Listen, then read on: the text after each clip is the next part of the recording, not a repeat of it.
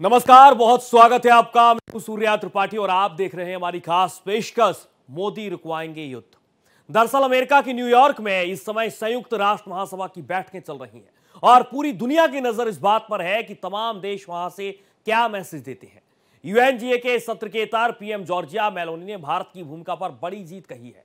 Meloni के मुताबिक रूस यूक्रेन से लेकर गाजा में छिड़े भीषण युद्ध को रुकवाने में भारत के प्रधानमंत्री नरेंद्र मोदी अहम भूमिका निभा सकते हैं। न्यूयॉर्क में इस बयान से चंद रोज पहले ही फोनकार मेलोनी ने प्रधानमंत्री मोदी से बातचीत भी की थी। तब भी भारत और इटली के प्रधानमंत्रियों में गंभीर और सार्थक चर्चा हुई थी, जिसमें दुनिया भर में छिड़े युद्धों को शांति में बदलने का मुद्दा सबसे अहम था। रिपोर्ट देखिए और समझिए।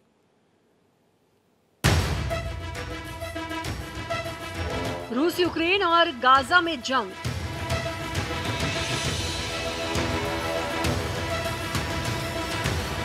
जॉर्जिया मेलोनी का आह्वान अहम।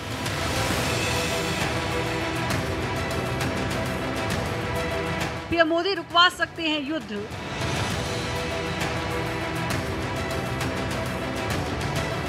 भारत की कोशिश का होगा असर।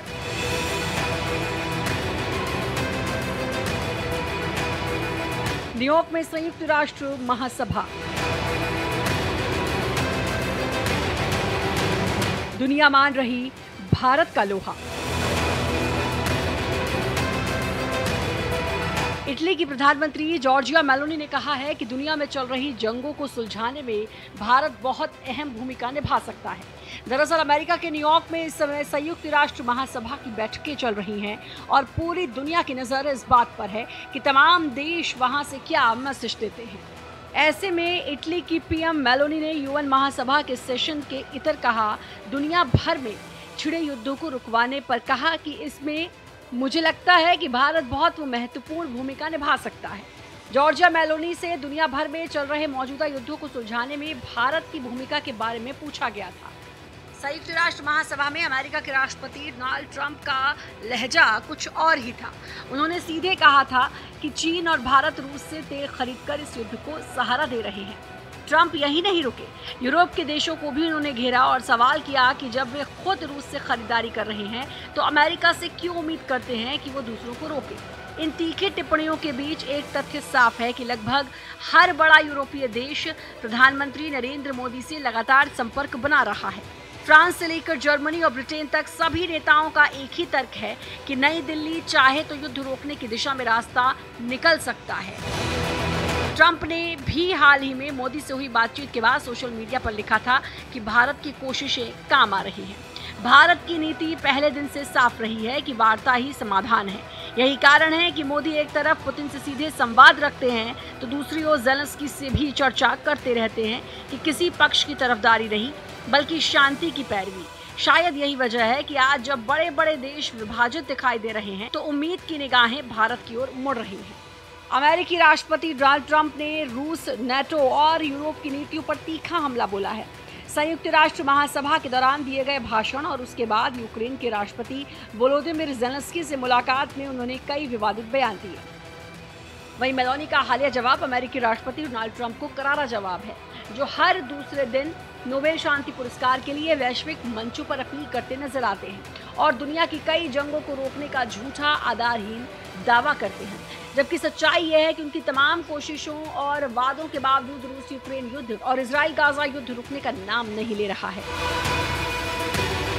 वहीं मध्य पूर्व को लेकर मेलोनी ने कहा कि इटली फिलिस्तीन को तभी मान्यता देगा जब हमास सरकार में शामिल ना हो और सभी बंधक रिहा कर दिए जाएं। उन्होंने साफ कहा कि अंतर्राष्ट्रीय दबाव हमास पर होना चाहिए, इजराइल पर नहीं। मैं फिलिस्तीन की मान्यता के खिलाफ नहीं हूं, लेकिन हमें सही प्राथमिकताओं को तय करना चाहिए। गौरतलब है कि प्रधानमंत्री नरेंद्र मोदी और प्रधानमंत्री जॉर्जिया मेलोनी ने इस महीने की शुरुआत में टेलीफोन पर बातचीत की थी, जिसमें उन्होंने आपसी हित के क्षेत्रीय और वैश्विक मुद्दों पर चर्चा की। पीएम मोदी ने इस दिशा में हो रहे प्रयासों के लिए भारत के पूर्ण समर्थन को दोहराया था। दोनों नेताओं ने निवेश, रक्षा, सुरक्षा, अंतरिक्ष विज्ञान और प्रौद्योगिकी, शिक्षा, आपसी संबंधों और आतंकवाद निरोध जैसे क्षेत्रों में द्विपक्षीय रणनीति साझेदारी में विकास की समीक्षा की और सकारात्मक मूल्यांकन किया। साथ ही दोनों नेताओं ने संयुक्त रणनीतिक कार्य योजना 2025 से 29 के अनुरूप भारत इटली की पार्टनरशिप को और गहरा करने के प्रति अपनी प्रतिबद्धता की पुष्टि की। आपको बता दें, पीएम मेलोनी ने इस साल 17 सितंबर को पीएम मोदी को उनके 75वें जन्मदिन पर बधाई दी थी और उनके नेतृत्व और भारत की प्रगति की प्रति प्रतिबद्धता की सराहना भी की थी। उन्होंने एक्स पर लिखा था, प्रधानमंत्री नरेंद्र मोदी को 75वें जन्मदिन की बधाई। उनकी ताकत, दृढ़ संकल्प और करोड़ों लोगों का नेतृत्व करने की काबिलियत प्रेरणादायक है। दोस्ती और सम्मान के साथ उनके अच्छे स्वास्थ्य और ऊर्जा की कामना करती हूँ, ताकि वे भारत को उज्जवल भविष्य की ओर ले जाएं और हमारे देशों के बीच रिश्तों को और मजबूत करें। प्रधानमंत्री मेलोनी ने पारस्परिक रूप से लाभकारी भारत यूरोपीय संघ मुक्त व्यापार समझौते को जल्द से जल्द पूरा करने और 2026 में भारत द्वारा आयोजित किए गए AI इम्पैक्ट समिट की सफलता के लिए इटली के मजबूत समर्थन को भी दोहराया। गौरतलब है कि भारत और यूरोपीय संघ एक व्यापक और संतुलित मुक्त व्यापार समझौते को अंतिम रूप देने के लिए मिलकर काम कर रहे हैं, जिससे दोनों पक्षों के बिजनेस और उपभोक्ताओं को लाभ होगा।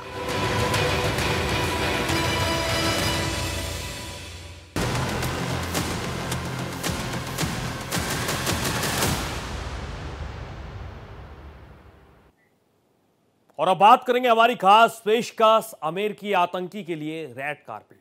दरअसल 58 साल तक जिसका नाम अमेरिका की वांटेड लिस्ट में शामिल था, आज वही शख्स ट्रंप का मेहमान बनकर अमेरिका की जमीन पर उतरा है। एक दौर में जिसे खतरनाक आतंकवादी कहा गया, आज उसे डिप्लोमेटिक गेस्ट का दर्जा दिया जा रहा है। आखिर कौन है रहस्यमयी वो चेहरा? ऐसा क्या बदला इतनी सालों में और क्यों अब उसे अमेरिका में रेड कारपेट वेलकम मिला? जी हां, आज की रिपोर्ट आपको चौंका देगी और एक बड़ा सवाल भी खड़ा करेगी। क्या राजनीति पुराने गुनाह माफ कर सकती है? रिपोर्ट देखिए और समझिए। 58 साल बाद अमेरिका में दस्तक। जिसे कहते थे आतंकी, अब बना VIP।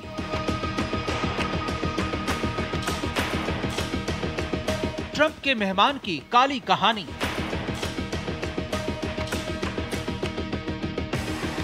दशकों की दूरी, अब ट्रंप से नजदीकी। अमेरिका का वांटेड अब है स्टेट गेस्ट।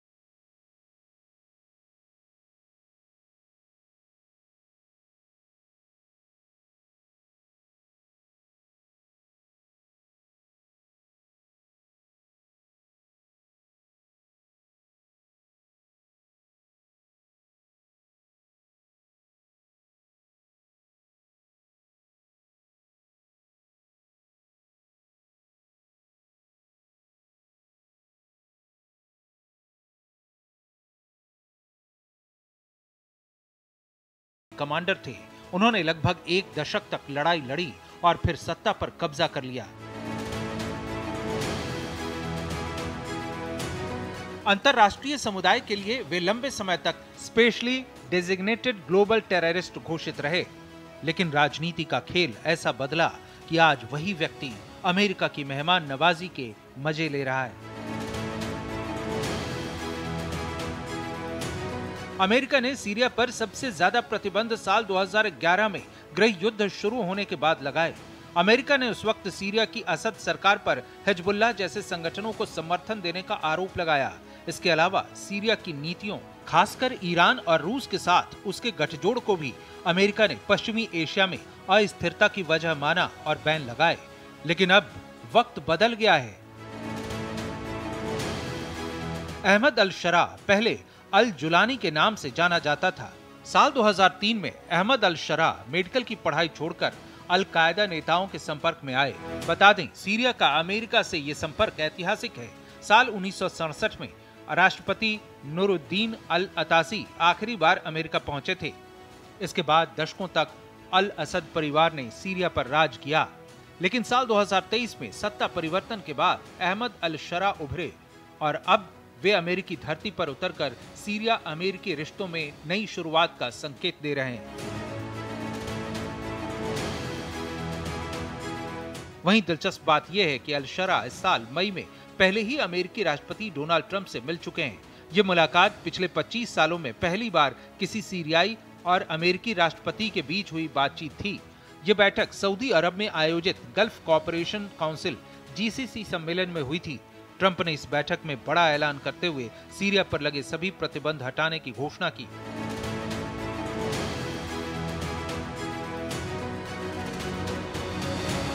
उन्होंने कहा कि अमेरिका अब सीरिया की नई सरकार के साथ संबंधों को सामान्य बनाने की दिशा में काम करेगा। ये फैसला सीरिया के लिए राहत और अंतर्राष्ट्रीय समुदाय के लिए एक बड़ा संदेश माना गया। हालांकि सत्ता संभालने के बाद अल शरा की सरकार को गृह युद्ध और विद्रोह की बड़ी चुनौतियों का सामना करना पड़ा। जून 2025 में सुवैदा क्षेत्र में हिंसक झड़पें हुई, जिसमें कई लोग मारे गए। वहीं इजरायल ने भी सीरिया के कुछ इलाकों पर बार-बार हमले किए। सीरिया ने इजरायल पर साल 1974 के डिसएंगेजमेंट पैक्ट के उल्लंघन का आरोप लगाया और कहा कि इजरायल इन इलाकों में सैन्य अड्डे बना रहा है। बता दें, अमेरिका किस तरह अपने भू राजनीतिक हितों के आधार पर नीतियां बदलता है। जिसे कभी दुश्मन कहा गया, उसे आज दोस्त बना लिया गया। अमेरिका के लिए सीरिया सिर्फ एक देश नहीं, बल्कि मध्य पूर्व में रणनीतिक संतुलन का हिस्सा है। ईरान और रूस के प्रभाव को कमजोर करने के लिए अमेरिका सीरिया की नई सरकार को सहयोग का हाथ दे रहा है। दूसरी ओर सीरिया के लिए यह अवसर है कि वो लंबे समय तक चले अंतर्राष्ट्रीय अलगाव से बाहर निकल सके। हालांकि गृह युद्ध, इजरायल का दबाव और आंतरिक अस्थिरता अभी भी अल शरा की सबसे बड़ी चुनौतियां बनी हुई हैं। Bureau report, Bharat express.